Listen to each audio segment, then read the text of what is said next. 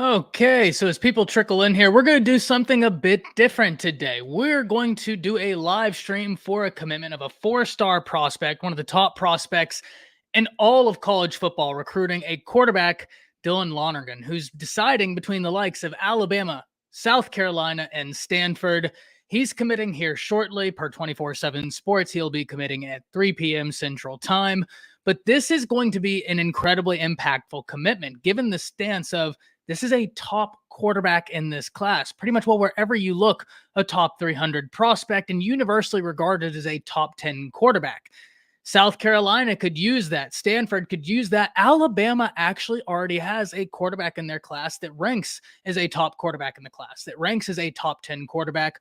Will they be able to double down? We're going to find out shortly, but this could have massive implications for wherever he chooses to go. Remember, Dylan Lonergan is not just one of the top recruits in the nation. He's a quarterback that stands 6'2", 215 pounds, and per 24/7 Sports composite comes in at number 93 overall, the number 9 quarterback in the nation and number 6 player in Georgia. So for those of you tuning in, be sure to drop in the chat. Let me know where you think Lonergan ultimately plays his college football. Where do you believe he will sign? Unfortunately, I'm not going to be able to show the stream because of copyright.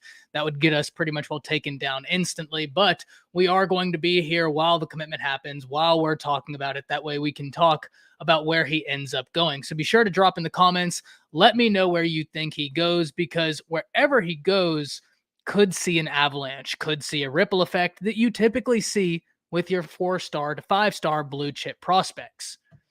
So Tino coming in here saying roll tide, Alabama. So you think he's going to go to the Crimson Tide? And look, that would be a huge win for Alabama and the Crimson Tide, already having one blue chip prospect at the quarterback position in this class.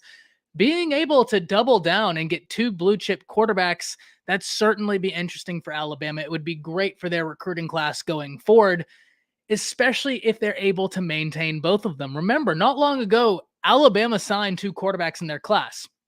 I'm talking a few years ago when Tua Tagovailoa and Mac Jones were in the same class. But that was different because Tua, 5-star or fringe 5-star, depending on where you look, and Mac Jones is a 3-star prospect. Today, if he goes to Alabama, you're talking about 2 quarterbacks that are blue chip guys, 2 4-star guys. That is going to be really, really impressive.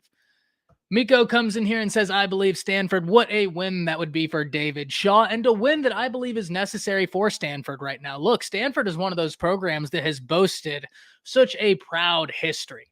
But the Pac-12 is in precarious waters right now. What happens remains to be seen.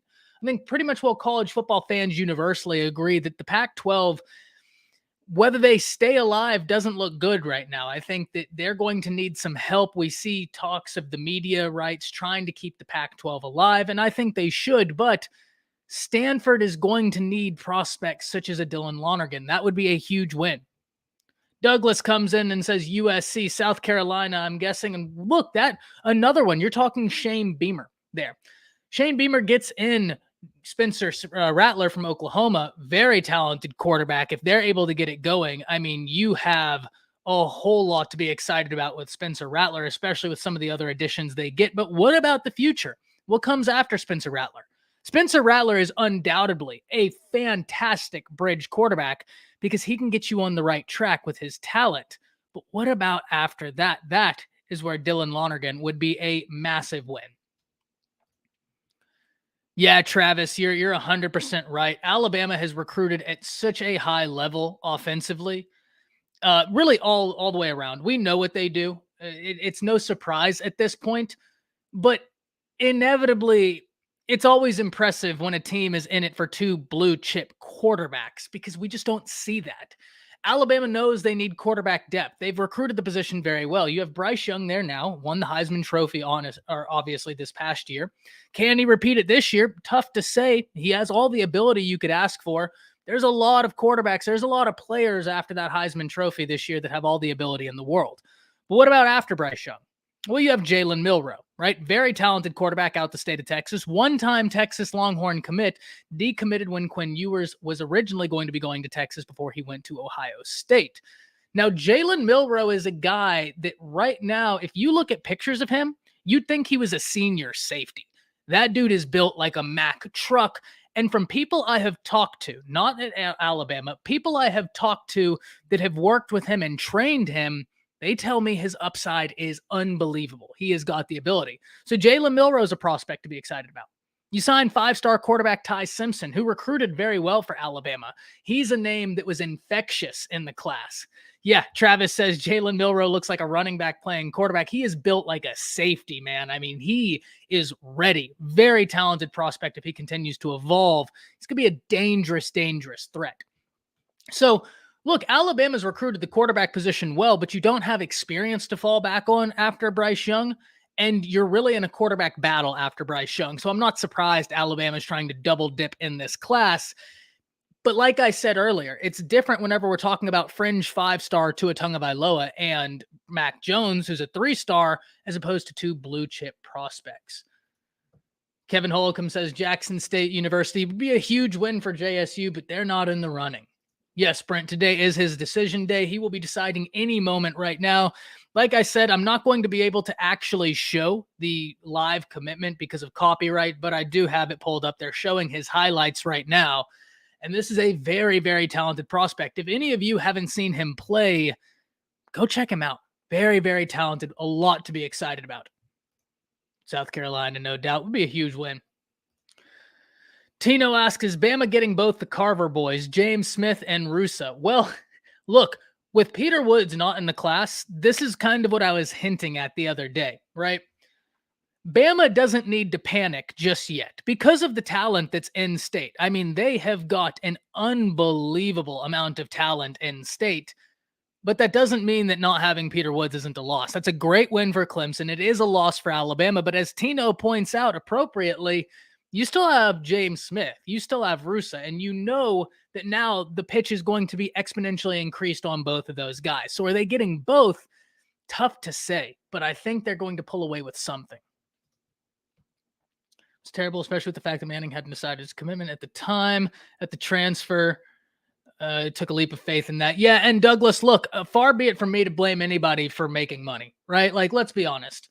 $1 million is life-changing money. That I can't ever fault anybody for going after $1 million because all of us in here, I mean, it'd be hard pressed for us not to go after that $1 million as well. You're talking about the ability to have $1 million in your bank account, play college football, get a college degree, and then on the back end of that, you think about it, you could start your own business if you don't go NFL, right? I'm saying worst case scenario right here.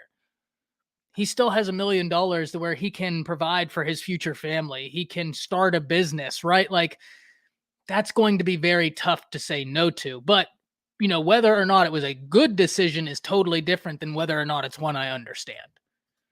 Jay from Unfair Sports. By the way, everybody, if you're not familiar with Unfair Sports with Jay, you need to be. Go over to his channel. Do me a favor.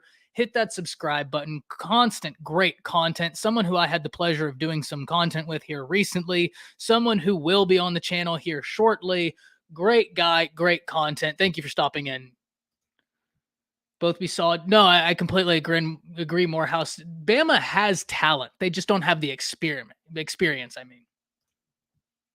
No, dominate. And I'm all for the minor blip of parity we get. Yeah, NIL is going to be interesting in general, right? Like, what happens with NIL? How does it affect teams? Right now, we're still kind of testing the waters of NIL, right? We don't fully know the implications of it. Because right now, I mean, you have guys, you have institutions out there that are throwing bags. Will that happen a year from now, 2 years from now, 3 years from now? I always liken it to this as we're in a commercial break right before Lonergan commits. I've likened NIL to my view on economics in general. There will be a correcting period. Right now, the market is going crazy because the new factor. Inevitably, like a pendulum, the market will quote unquote correct itself. Now, that doesn't mean that the market doesn't need a guiding hand to correct itself. The guiding hand being a governing body, the government, the NCAA, whoever. I'd rather not get the government involved. I think they have bigger problems to worry about than NIL. The NCAA should have been the one handling this. They're not. So whoever is that guiding hand, it may be there, but I do believe a lot of NIL will kind of work itself out as time goes on. We're going to see some interesting examples, some cases as, just we continue to see the full effects of NIL. Could you re-ask this, Tino?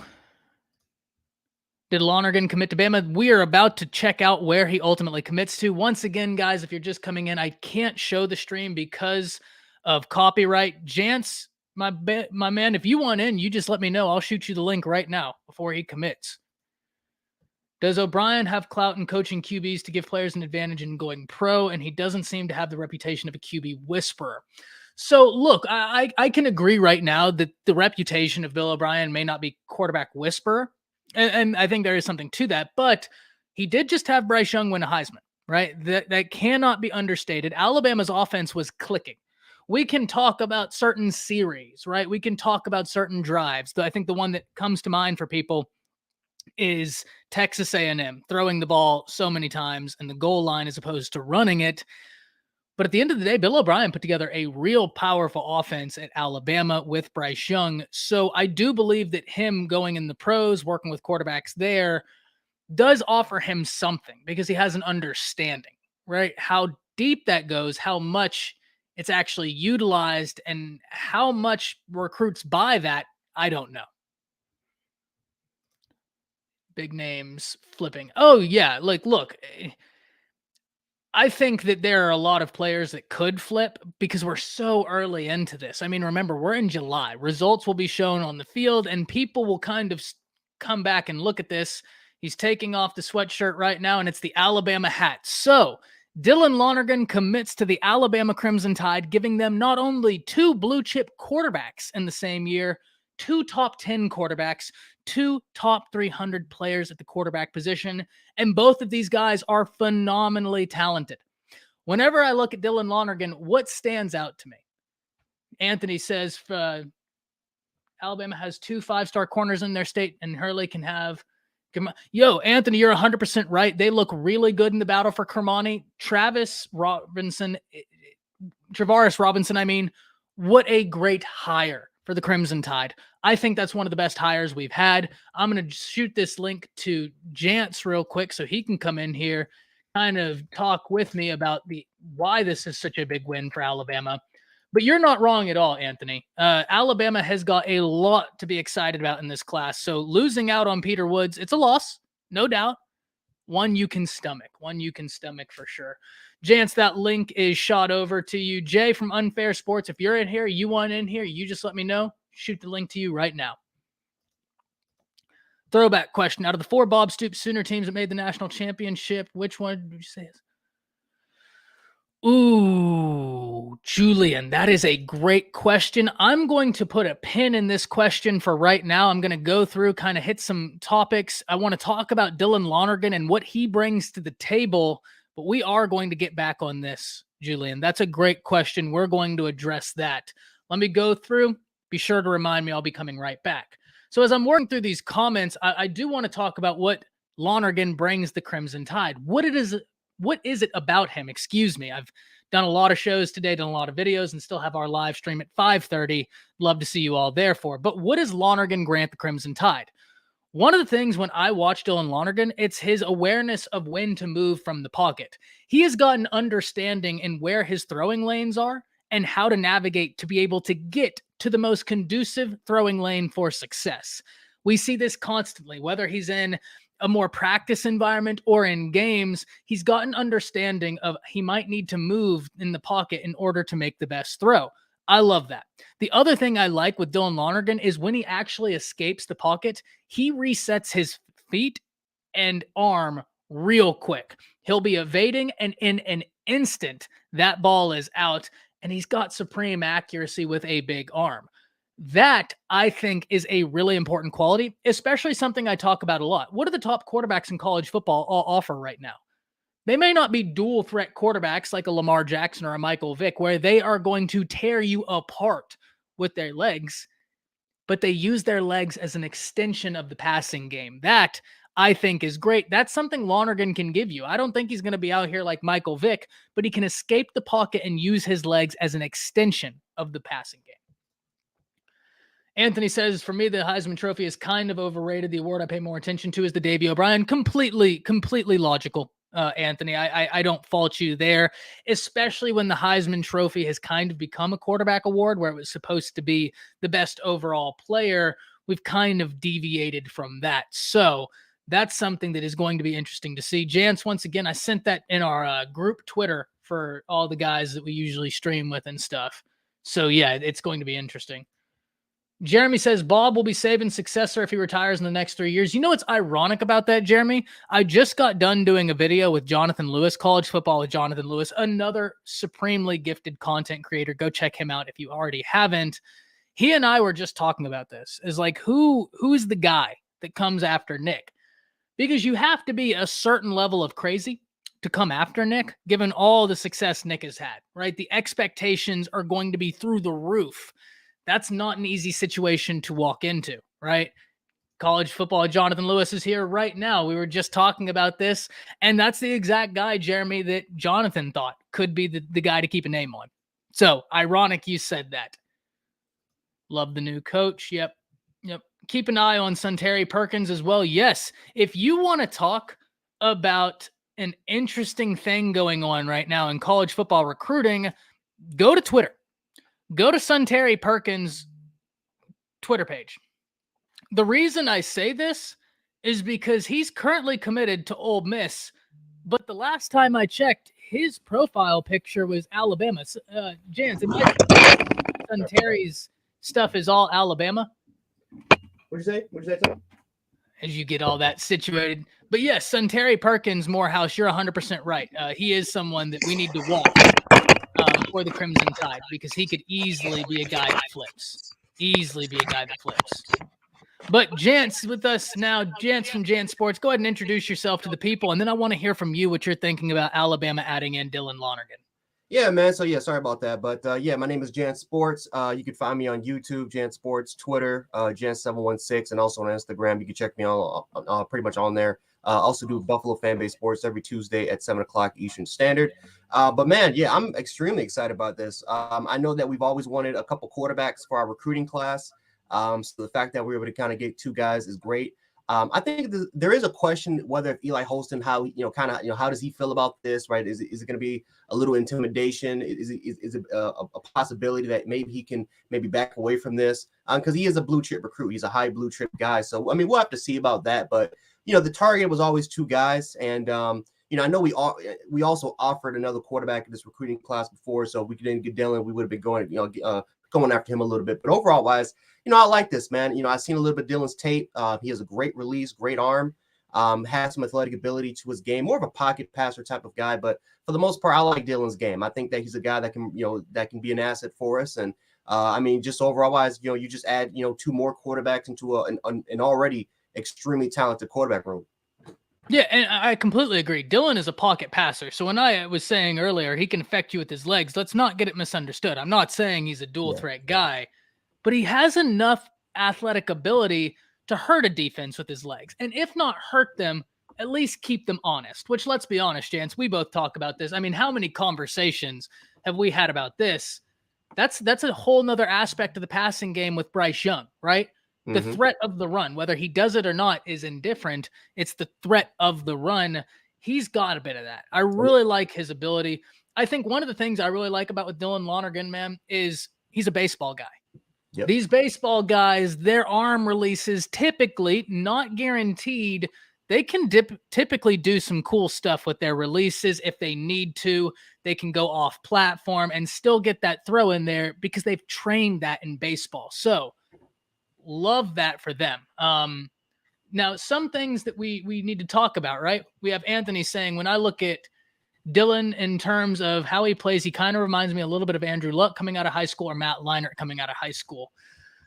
So, Anthony, it's hard for me to compare a quarterback to Andrew Luck just given what he's done, but I definitely think I see where you're going with that. And it's this quick release he'll do, mixed with the arm strength that is really, really intriguing. Really, really intriguing. Now, one thing I want to get your opinion on, Jance, before we go back to a question an Oklahoma fan asked us that I promised we'd be talking about, and we need to get into it. But before we get into that, we were talking earlier, right before you got on, about who could be the guy after Saban. Someone said Bill O'Brien. College football, Jonathan Lewis and I were just actually talking about this not 15 minutes ago. I mean, I hopped off of his stream, hopped right into this one. But someone is saying, or Norwooding is saying, Dabo is obviously the guy that would take over when Saban is done.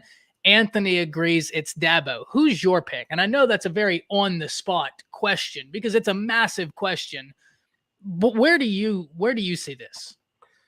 Well, first of all, I don't think it's going to be Dabo because I think Nick Saban is going to handpick a successor. I also think that it just doesn't make any sense that Dabo's already established a legacy over there at Clemson, so it just doesn't make any sense to me why he would kind of get rid of that when he's already built. Right now he's already the most decorated coach in Clemson history, so it just makes no sense why he would get rid of that. But in my opinion, I hate to say it, but Pete Golding. I think Pete Golding is right now the only coach that if Nick Saban had to handpick it, it wouldn't make sense because Pete Golding is extremely young.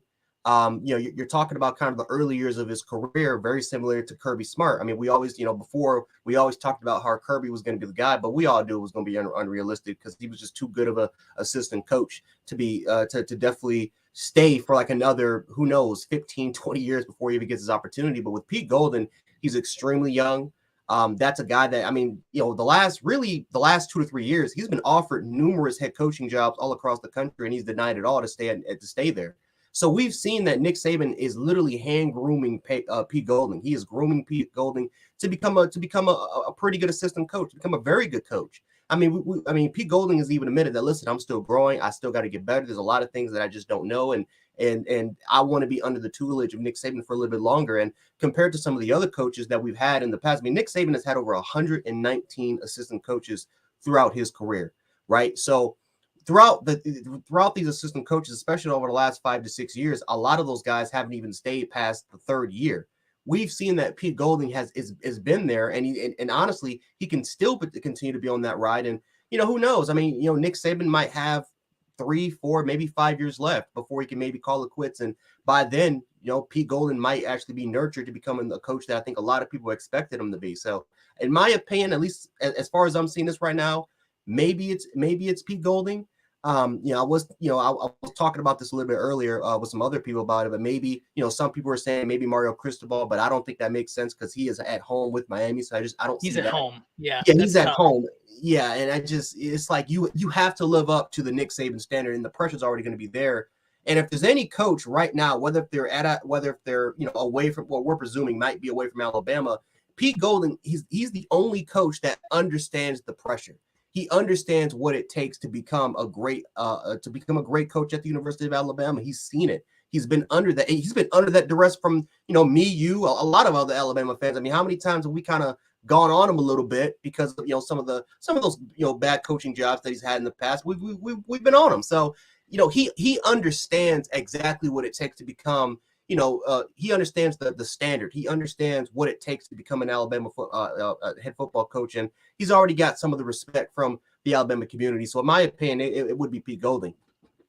Yeah, so before I answer Anthony, Pete Golding is an interesting one. Here's my only question or pushback. Does he have the adequate head coaching experience to be able to slide into that job? That's my only question with Pete Golding. And that's going to be interesting to see because you'd have to imagine that they'd look for somebody with a big-time job behind them to come and replace Saban. Mm-hmm. At least in theory, that's how I think they'd do it. But conversely, that could be a double-edged sword, right? Because you don't have the inside experience of how Saban had this running. You don't have the actual blueprint. So, and look, Woke says it 100%. Well, there is no replacing Nick Saban. Nick Saban is the GOAT. You're 100% right. Yeah, there's no question about that. It's just that is where it just gets so deep. Now, I'm going to have some pushback, right? I'm going to have some pushback. And Woke, you said him. A few people have said him. I'm a pushback against Dabo. Let me explain. And this certainly has nothing to do with Dabo as a coach. That's spoken for. Dabo has won multiple national championships. He has done a phenomenal job with Clemson. That is all spoken for. My question is, does Dabo adapt in the manner that would be conducive to success in a college football landscape that is ever evolving? My answer is I'm uncertain, but I'm uncomfortably uncertain.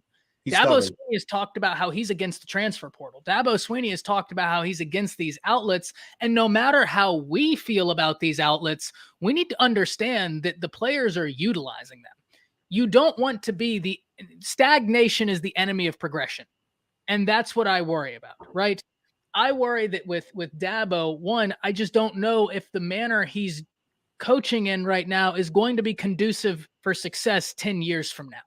Because Dabo is a very old school coach through and through in his approach. And there's a lot of positives that come with that. But one of them, I don't know if it's going to fall in line with the future of college football and where it's going. He said that's not going to stop. No, I'm not saying it is. I'm just saying I think it's not a good hire. I personally, I don't think it would be a good hire. And honestly, I think a lot of Bama fans will be angry at the beginning because Dabo, when he comes in here, he's going to change a lot of things that Nick Saban has already kind of set up. He's gonna, in a way, he's gonna try to. He's gonna build his own way. He's gonna build his own path, right? That family model business that we keep hearing about. He's gonna implement a lot of those things that work for Clemson already onto here. And I think, and there's gonna be a fear that everything that Nick Saban was building here, as far as just the motto and the philosophies that made Alabama the 6-time national champions, I think that's going to be out the window. Dabo's stubborn, man. I mean, like I said, it's not a bad thing because obviously, his way has made Clemson one of the most successful programs, but he does have a little bit of a stubbornness to him where it's kind of like it's his way. He's bringing his way, his fashion, and if you don't like it, then that's just how it is. Yeah, and we're certainly not arguing with the points you're making because you're making real points. I just wonder, and look, let me walk something back. I'm not saying I wouldn't like the hire because I think it'd be a bad hire. He's obviously a brilliant football coach. There's Absolutely nothing you can say about that. So from that aspect, I'd be very happy. I just don't know if it's conducive for success. And Norwooding, to your point, you said Brent Venables is also against the portal and used it heavily. I don't remember Brent Venables coming out actively speaking that he was against the portal. But even then, if he said that, he's obviously shown the opposite to be true. Dabo hasn't. Yeah, we haven't even seen Dabo dive into the portal. What is the thing that makes Nick Saban so great? It's his adaptability. He's a defensive genius. What do we see out of a lot of these guys that are defensive geniuses? Well, they can fail to adapt. What I mean when I say that is, like, you look at a Gary Patterson, someone who I have utmost respect for because I have a very good friend that played for Coach Patterson. I've had him break down Patterson film. That to me is where I'm just like, okay, this dude is brilliant. Nick Saban came to a time when offenses were evolving to such a degree, his defense had to evolve. And he did that to be able to stay successful because Nick Saban is more concerned about winning than his own pride. That, I think, is where this is where I'm going with this. Nick Saban is the ultimate adapter. College football offenses change. He changes his offense and by extension modernizes his defense. He's done all these things. I just don't know if Dabo is as progressive as Saban is. That's my question. Now, Anthony, I did promise I would get back to your comment. I want to be a man of my word. He said Luke Fickell from Cincinnati because I don't think Ohio State or Michigan is going to get open for a job realistically. Luke Fickell is a great coach. I think everybody has kind of seen that at this point. Would he be interested in taking over for Nick Saban? Anthony, the question I think becomes this. Do you believe that he's a guy that wants to follow in someone else's legacy like Saban? Because you're not going to be making your own legacy until you start winning to a really significant degree at Alabama if you're the guy that immediately follows Saban. Yeah. Jance, what's your thoughts on that? Luke Fickell is a great coach. He's shown the ability to build a program like we've seen, with the University of Cincinnati, and it's pretty impressive. But, just like you say, like, is he willing to, and that's for a lot of coaches, is he willing to follow the pressure, the expectation, which is the Alabama Crimson Tide? Because, that's like one of the biggest changes when Bear Bryant retired. Now all of a sudden you were desperately looking for coaches that immediately can follow expectations, and none of those coaches really followed the expectations until we got into the early 90s period. And then after that, you had to try to follow expectations for that, and none of those coaches could follow the pressure and just follow those expectations. You're literally asking for a big deal of following after Nick Saban. That's why I went with Pete Golding, because Pete Golding understands he understands the pressure. He understands the expectation of what is going to be coming with the job. He's been there for a while. And like I said, he could have took a job and been a head coach anywhere else in this country, but he decided to stay for Nick Saban because he wants to learn, because he wants to be that tutelage. He is right now, I hate to say, he is the protege right now for Nick Saban, just like how Kirby Smart was. And I understand there's some backlash that, Pete Golding has never been a coach before, but, again, Brent Venables, Kirby Smart, Mario Cristobal, right? Some of the most successful coaches also were defensive coordinators before they became head coaches. So, Dan Lanning. Dan Lanning. I mean, there's so many other great coaches. So, I think for Luke Fickell, that would be a pretty good hire. And honestly, I think that would bring some excitement, only because we've seen what he's done at Cincinnati. But I'm not sure if he's willing to kind of handle the expectation that Nick Saban kind of set forth with Alabama. Yeah, and that's where this is so interesting to me, because you're not wrong in your logic for Pete Golding by any stretch of the imagination, Jan. You're 100% right. I just have to wonder if they're going to want that previous head coaching experience there. That's where I'm wondering. Now it's funny, JP's texting me right now saying, y'all took 2 top 10 quarterbacks in the same class. And I sent him this gif of the Vince McMahon walkout, the Billy strut with Nick Saban's face over it, just flexing all over him. We got Texas Homer in here, officially illegal in the chat, to question Sark's tenure for the Texas Homers out here putting in rules. Guys, I don't care with how you feel about Texas. If you want, in my opinion, the best docu-series content on the platform, one of the best just content creators on the platform. I'm not talking football. I'm not talking sports. I'm not talking comedy. I genuinely mean one of the best content creators on the platform, Texas Homer. He's a beast. Go over to his account. Unbelievable work. He's a beast. We're 2 Alabama fans who have the notifications on because the quality of work he puts together is unreal. Go over there, follow him. You're not going to be sorry about that. Unbelievable content. Great stuff over there. And he has now put down in the chat that it is illegal to question Sark's tenure with the mighty Texas Longhorns. So that's how that is. Anthony asks, are there any former Saban disciples in the NFL that you can see going down to college football and being Nick's replacement when he retires? Ooh, that's a good one. I don't know the answer to that, because I look at a Brian DeBall and I don't know that I think that's the answer. If there's one, I can see Dable. I could see it, but because Dable, I think, is settled with the Giants. I really, truly, I think he's, unless he gets fired, I think he's really settled there, because he is.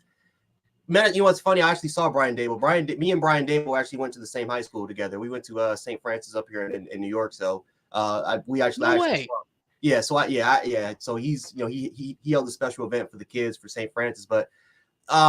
Just after kind of like, hearing from him and just kind of, talking to him a little bit. I mean, he is really settled with New York. I mean, he loves the area. He missed the area a lot. And, I just, if there's one coach, honestly, that I think could potentially go to Alabama, I mean, it's DeMeco Ryans. I think DeMeco Ryans, as a defensive-minded head coach, he could, sooner or later, I think it's a possibility he gets an NFL coaching job. But what he did, DeMeco Ryans, his improvement as a defensive coordinator was it was incredible. Just the strive and just the improvements as we saw from year one all the way to what we're seeing now. I mean, it's incredible. And again, that's a guy that comes from Alabama. He understands the tradition. Him and Nick Saban, they've talked a lot. He's been there for those meetings talking to these kids. So he understands what it takes, not only to make it to the next level, but that personal connection with those kids as far as recruiting, as far as what they can do on the field. He knows what it takes to get to the next level. He's been a Pro Bowl linebacker.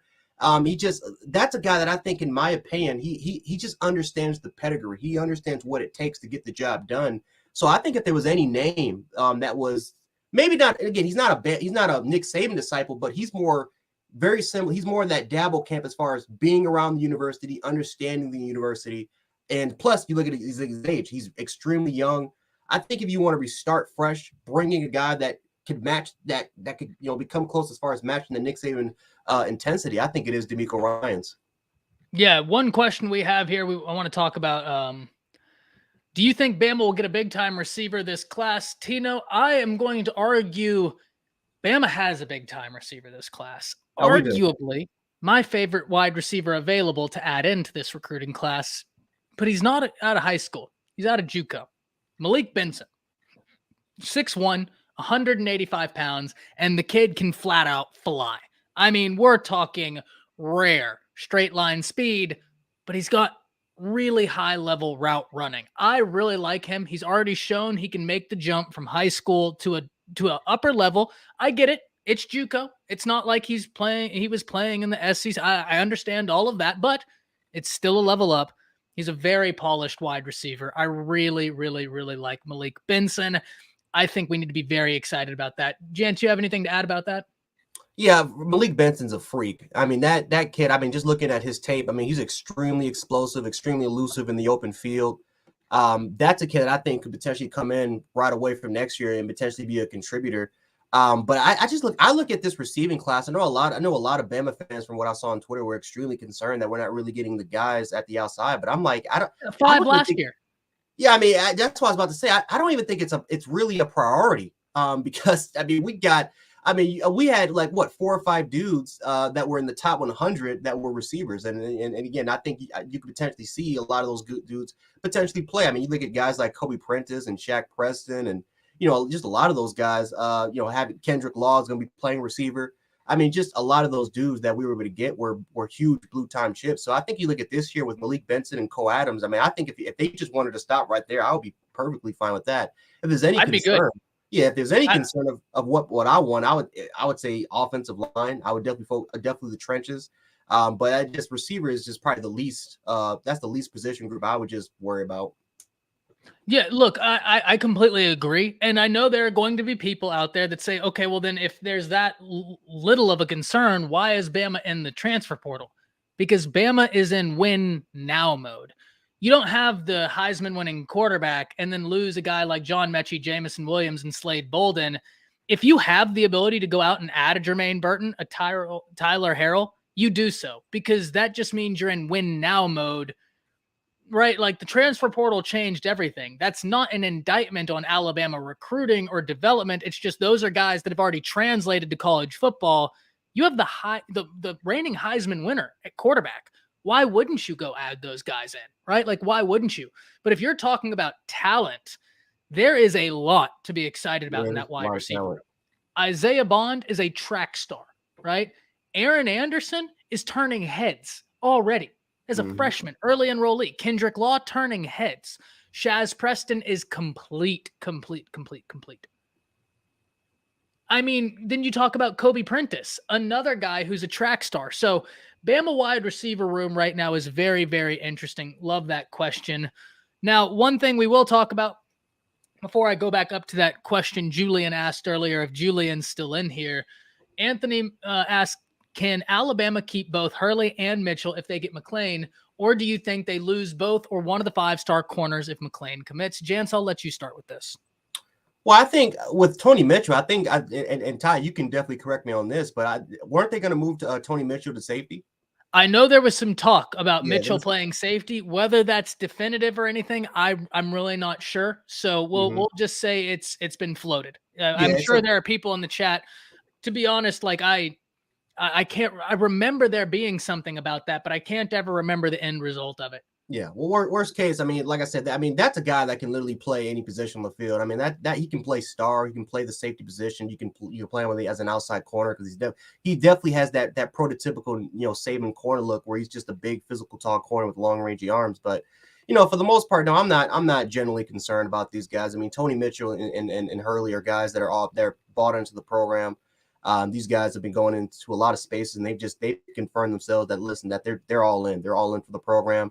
And they're just ready to get to work. So I'm not generally concerned with that. I think a lot of the guys in this recruiting class are guys that are ready to come in, ready to compete. They know exactly what's there in front of them. They know the talent that's there, and they're ready to just go in there and just and give it their all, do their best. And that's why I like a lot of these guys. I mean, even though again a lot of Bama fans are concerned that we're not in the top 10, because generally around this July, August period, this is where you start to see the steam, of this recruiting class starting to build up. But, for the most part, I'm generally not concerned about this at all. I think a lot of our guys are ready to come in there, ready to compete, and they're all in.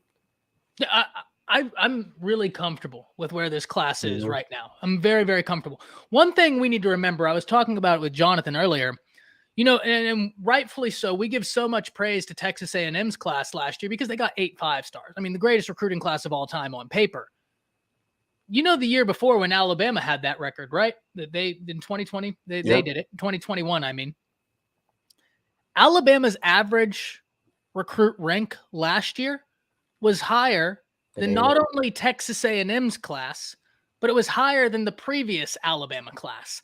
That class last year for Alabama was a really, really solid class. Like, I get it. People look at the 5-stars. We can get sold and enamored by the 5. And I'm guilty of it as well. I'm certainly not absolving myself. I'm just as guilty of this as everybody. The depth of that last Alabama class was truly something. To average a 95 plus in a recruiting class, man, I mean, that's basically saying all your guys are fringe 5-star guys, right? If we average it out, that's where you are. Love that. Now, the last few questions we'll get to, I want to go back to Julian's question. He's been waiting patiently, and then we'll get to one of the other ones. I don't know if you're planning on hopping on with us at 5:30 this evening, Jance, but everybody in the chat. Oh, yeah, 5:30 live stream. So we're just in here speaking about this. Julian was asking about the best Oklahoma football teams, right? He listed, here we go, throwback question. Out of the 4 Bob Stoops Sooner teams that made the national championship, 2000, 2003, 2004, 2008, which would you say was the best of these 4 Sooner squads? Jance, do you have any thoughts on that?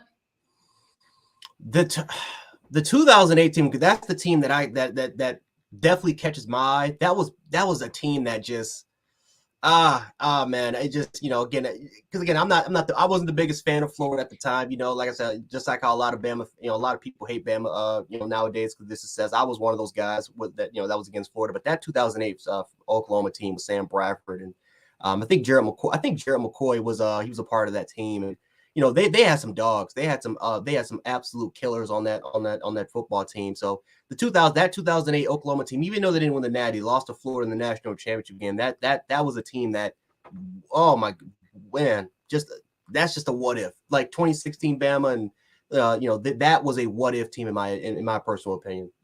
Yeah, I got to agree, man. I got to agree that 2008 squad for Oklahoma, that's the one, man. And look, I don't think you really have a wrong answer through all of this, but I think there's one that will garner more emotion than the others. And I think it's that 2008 squad. I think you're 100% right there. Another question. Tino asks, do we think that Bama losing Francis Mauanoa and Caden Proctor betters Samson Okunlola's chances of ending up at Bama? I think it doesn't hurt. Right. One thing we've realized is talented players aren't necessarily a barrier at Alabama, right? Because there's an expectation that you're going to get in there and you're going to have to compete against a bunch of other 4 or 5-star guys anyways. Mm-hmm. So Samson Okunlola is a guy that, I mean, man, that'd be a huge win for Alabama. You're going to have to try and keep him away from Miami right now because Mauanoa is doing a lot to try and get him at Miami so that they can play together. So I don't know that not having Mauanoa and Proctor is the barrier that we believe it to be. Because you got to remember, guys, these dudes who are interested in Alabama, them having another 5-star at their position in the class doesn't really affect them the same way as it may be other people because they already know I'm going to get there. And Alabama recruits at such an elite level, I'll probably have a 5-star in front of me. And the next year, they'll probably put a 5-star behind me. That's just the nature of the beast at Alabama. Jance, any thoughts on that? Yeah, it's just, Samson obviously he's an elite recruiting talent, 5-star recruit. Obviously I think that losing out Francis, I think definitely we might turn up a little bit of the heat on him. But, for the most part, this is a year where I think Alabama is not just, simply just prioritizing on just one player. I think the tackle position and just pretty much our offensive line in general is just an area of need where we just want to try to strengthen up a little bit. And, again, when you look at guys like Peyton Kirkland, Ian Reed, even though he's committed to Clemson, from what I was able to hear, Bama's still trying to focus on him up a little bit. So there's just other guys, man. Miles McVay from Texas. That's another guy right there. For most part, Bama is prioritizing on just a lot of dudes. They're focusing on a lot of dudes at that particular tackle position, man. That is an area that we definitely need to refresh, especially going out for next year. So just like with the French situation, man. If we don't land Samson, we got to move on to the next target. We got to move on to the next guy, and hopefully we can try to fill out a lot of those that particular position group. We got to try to fill out, but. Again, it'll be great to have Samson. It would have been great to have Francis, and who knows? Maybe it's still a possibility that we can maybe get Francis. But just overall wise, that tackle position, there's a lot of other dudes that I think Bama really truly wants to have in this recruiting class. Yeah. I mean, I completely agree. I'm going to do 2 more questions, and then we'll probably get out of here so we can both take a bit of a break before our live stream at 5:30 tonight, guys. Be sure to show up to that live stream because we have some good guests on tonight. As always, it's going to be a ton of fun. We'll be talking more recruiting there. Anthony asks, as an Alabama fans, would you rather have North Carolina, Clemson, NC State, and Miami, or the 3 teams in Florida State? Personally, if I could have my way of who would come into the SEC, Jance, I'm interested in hearing from you. I'd like to see North Carolina, Clemson, Florida State, Miami. Right? I want the whole of Florida in the SEC. Yeah. Remember, I always say 57 prospects in the top 300 players in the nation are located in one state, and that's Florida. There's another 50 in Texas. So over a third of the top 300 are in 2 states. If you're the SEC, you want as much control over that as you possibly can. So that would be my answer is North Carolina, Clemson, Miami, and Florida State. What about you? Yeah, I would love to have the Florida schools. I mean, if it's my choice, I would love to have UCF in there as well. But I simply just want, again, I would love to have the Florida schools. Definitely Clemson, only because I definitely want to try to get the revenge. And I think that would just be that Georgia Clemson rivalry, man. I mean, like I said, their fan bases have just been going. Still to this day are still going after each other. So I would love to kind of see that underrated rivalry. But I think Alabama Clemson has kind of built up an underrated rivalry.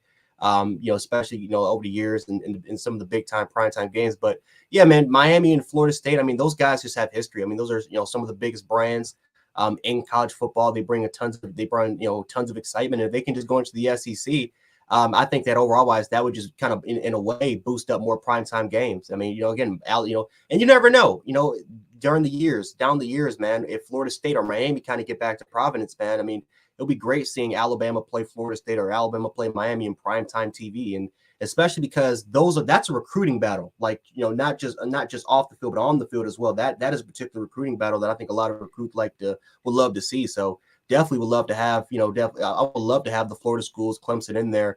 I can definitely agree with North Carolina. I mean, like I said, there's argument with the Virginia schools because obviously, let's say you had like maybe a team like Virginia Tech in. There's just the tradition, enter the Sandman, got 100,000 people over there in Blacksburg jumping up and down.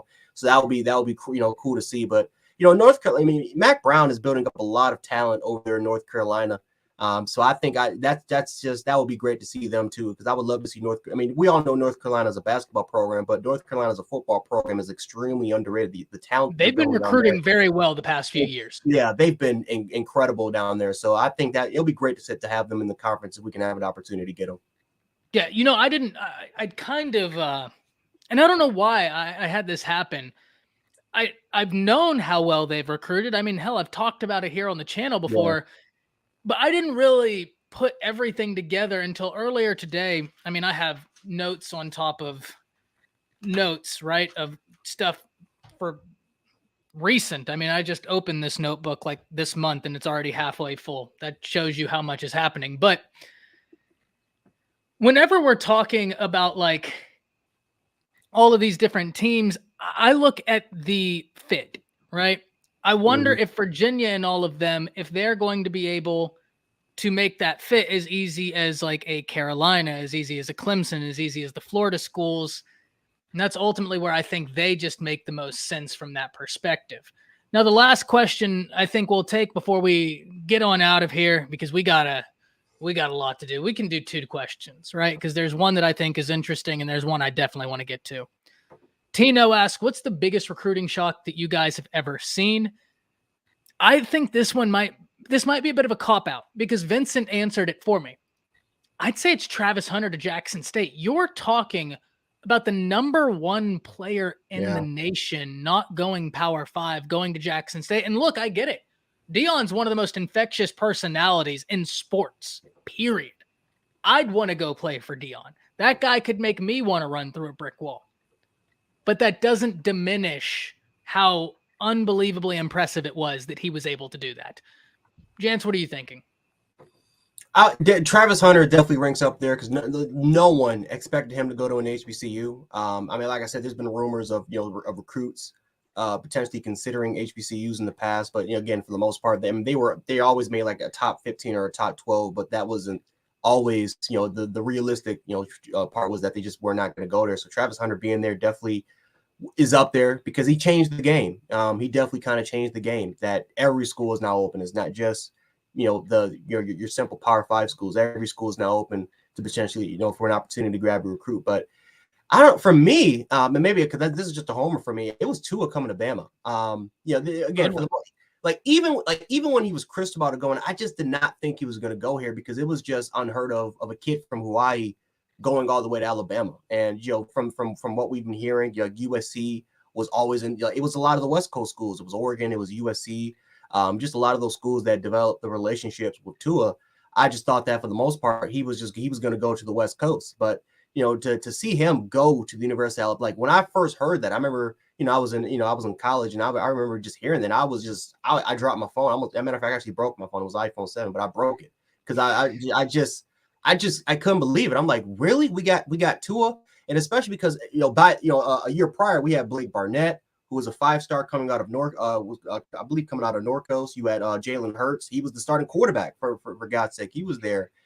So we had a lot of talent in our quarterback room, and I just didn't think that the offense that we had too. I just didn't think that Tua was not going to have an opportunity to showcase his skill set. If anything, I thought the West Coast was going to do that, but obviously when we got Tua, I was happy about it, and when we saw the spring game and everything that I thought about him was true, and that 2017 year, man, I just panicked for him to get an opportunity, man, to just showcase his skills. And, one of the most, even though he didn't play that much, it was spectacular. And then obviously that championship game came and the rest was history. So Tua was definitely the deal. Yeah. Yeah. Yeah, that's a good pick. That's one that kind of went right over my head, but the more you explained of it, I was like, you know what? That's a really good answer. I think Ed Oliver is another one that you could possibly go to, going to Houston, right? Right. Another one, right, that I don't think a lot of people might think about, but do you remember the Robert M. Kimdichie recruitment? Oh, yeah, when he went to Ole Miss, yeah. To Ole Miss, right? I mean, what was that, 2013, 2012?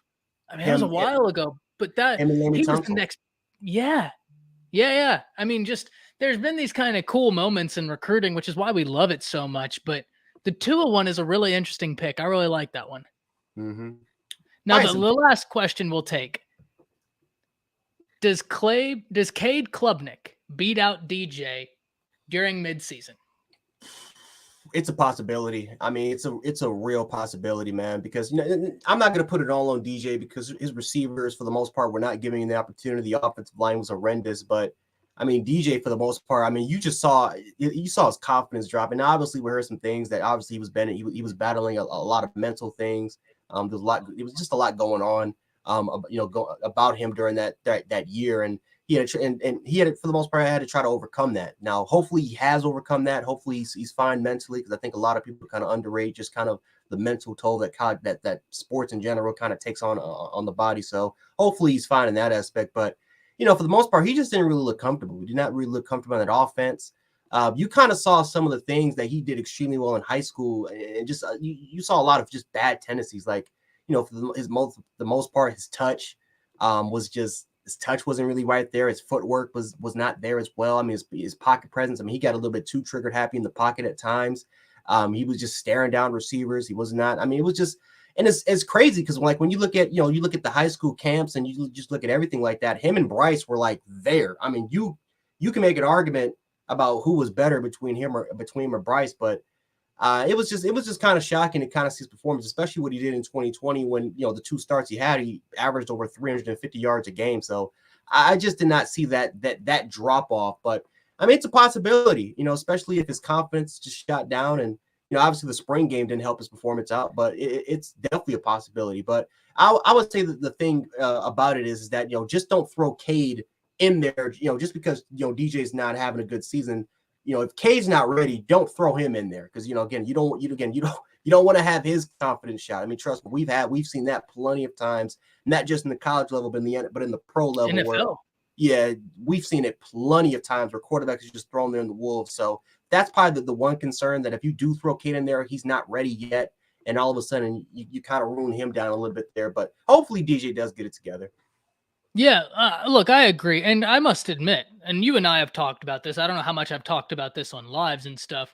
I'm a big Cade Klubnik fan. I got to watch him live when he played Quinn Ewers in the state championship game. I was interning for Dave Campbell's Texas high school football at the time. I was field level, man. In fact, if you go back and watch that game, you'll see me in some of the touchdowns in the end zone. I did just see like you. Filming it and stuff. Yeah. I saw you on. Wait, it was under the radar. It was like a highlight montage, but I did see you. It was yeah. I'm trying to think what game was it. I'm trying to think which game was it. It was a Westlake game. Was you there during the state championship? It was when they played South Lake Carroll. Yeah, when they played South Lake Carroll. Yep. If you go back under the radar, you'll see yourself, man. I remember that.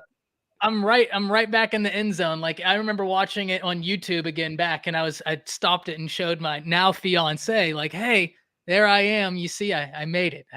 There I am, the little blip on the screen. But Cade is a very, very, very talented quarterback. 24/7 Sports had a really interesting article when he had originally committed to Clemson that he had the lowest interception rate they had tracked during one of his years. He just makes good decisions. He is a very, very good quarterback. Tino is saying, breaking news, the SEC won 16 teams in the conference. That's really interesting. I'm going to have to check that out. So we're going to have to see that. But regardless, I'm on my phone now trying to keep up with that as well. But no, going back to Cade Klubnik versus DJU. DJ's got a ton of ability. One thing we need to remember, one, he's young. Two, Clemson has a lot of moving parts. Woke made a fantastic point. And I'm not saying ETN was the whole reason, but ETN was a large portion as to why that offense was as flexible as they were. My goodness gracious, man. Like, what a running back he was. Without that, I just didn't think that Clemson's offense was creative at all last year. And the thing that I think worries me is, unless the creativity is there, is switching out the quarterbacks going to increase that? Maybe. I mean, I'm not in practice. I don't know what Cade looks like. I don't know if he can do more. I don't. But DJ is a big quarterback with a big arm, and I just didn't see any creativity from that offense. So for right now, what I'll say, Vincent, is I'm more curious as to what the Clemson offense as a whole is going to look like than as opposed to what the individual play of the quarterback is going to look like. Yeah, because we still need to see the offensive line. Like the offensive line, that was one of the worst offensive lines, not just in the AC, but in the country. So we need to see how that, what's the improvement for there, the receiving unit. Like I said, it wasn't just all on DJ, because that receiving core did not help him out as well. They couldn't separate. They could not have the ability to separate. New offensive coordinator as well. Tony Elliott's not there anymore. So like there are factors, right? That like I'm just very uncomfortable putting it all on the feet at DJ, because there's just, I think, some extra things that goes on. Now, please make no mistake, I'm not absolving any blame, right? I'm not saying DJ played a perfect season and it was all these other things. No. There was a lot that went wrong last year for Clemson. I just think it's a little bit too soon to jump that ship yet, because I don't know if that moves the needle for the Tigers. Now, that's about it from me. Jance, I'll let you kind of tell the people where they can find you, because we have an hour and 30 minutes before we're on our next live stream. So we need to go and take a little bit of a break, get something to eat and all of that. Yeah, man, you can find me at Jance716 on Twitter. Also can find me on Jan Sports on Instagram. Jan Sports, that's my YouTube channel. Got some things cooking up there, so make sure to definitely check that out. Also Fanbase Sports, we're also doing Buffalo Fanbase Sports, being my co-host Kyrie Demos. You can check that out 7:00 Tuesdays. at 7 o'clock p.m. Eastern Standard Time. For the most part, we just talk about sports in general. Also covering some. Also I had the privilege and the opportunity to cover some of the Bisons and Blue Jays. So that was extremely cool as well. And then also too, because met Brian Dable at St. Francis old high school alma mater. So for the most part, we just got some cool things in the works with that. And again, he was a great dude to kind of talk to. So yeah, man, that's where you can just find me over there. Yeah, that's awesome, man. That must have been really cool getting to talk to him. Well, guys, we're going to get out of here. We'll be live again, 5:30 Central Time. We'll be talking about recruiting heavily during that. You already know the Dylan Lonergan topic is going to come back up. We're going to look into Tino telling us about the SEC. We'll probably be bridging that on that live stream as well. I'll have some special guests on there. You don't want to miss it. As always, it's a great time, and thank you all for being here. But we'll see you this evening tonight at 5:30. That's it. See you.